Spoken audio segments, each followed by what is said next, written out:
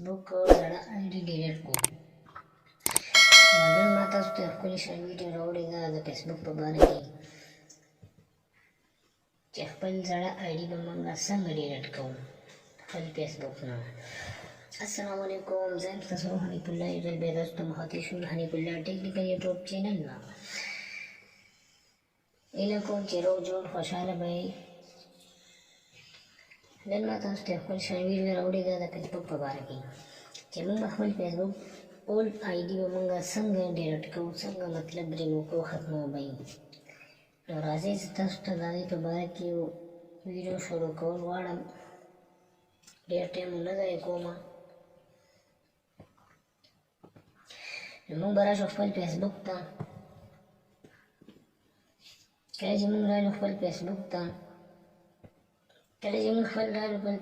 نو موږ ته له پاسه 3 ډاټ نشان ښیي. ما په دې باندې ایرو نشان کړی دی. نو موږ به په دې باندې کلیک واخلو.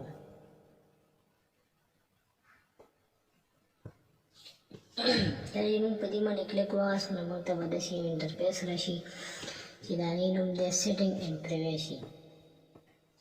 نو موږ به په سیټینګ اینډ پریویسي باندې کلیک واخلو. نو موږ ته به بیا داسې انټرفیس راشي.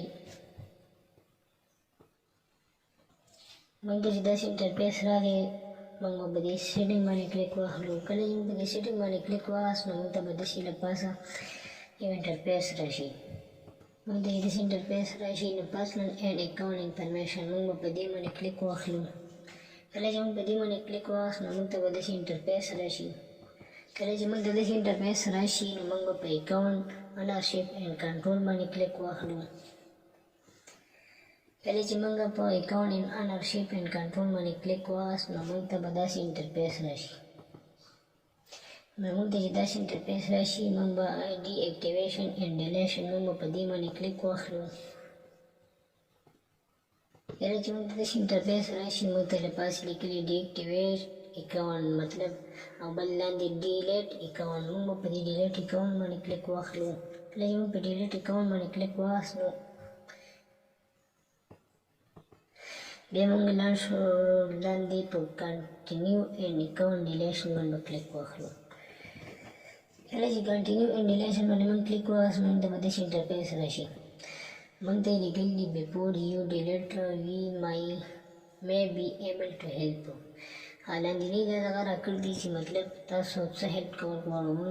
موږ ته مخامخ لیکلي دي I spend too much time on Facebook. I have and privacy concern. I don't feel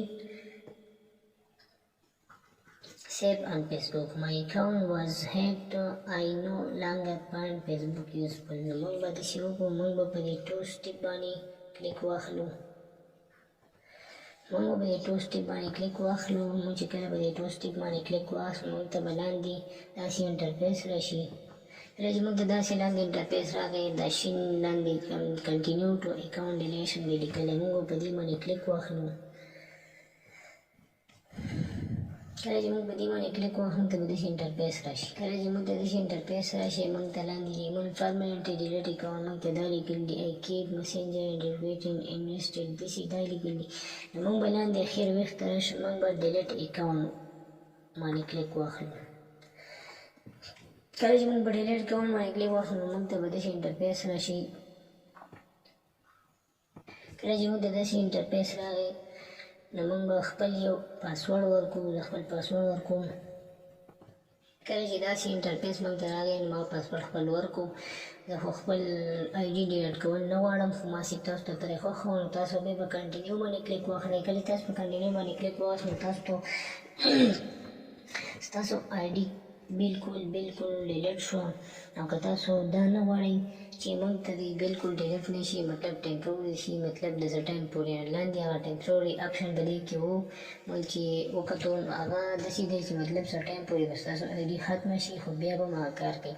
او دا داسې ده چې دې باندې تاسو دا کنټینیو نو بالکل ډیلیټ آل به شي ستاسو آیډي به بالکل ختمه شي. نو تاسو ته بیا په 2-3 ورځو کې کنفرمیشن کوډ راشي مطلب تاسو ته به داسې میسیج راشي چې لکه ستاسو آیډي بالکل کنفرم ختمه شوه.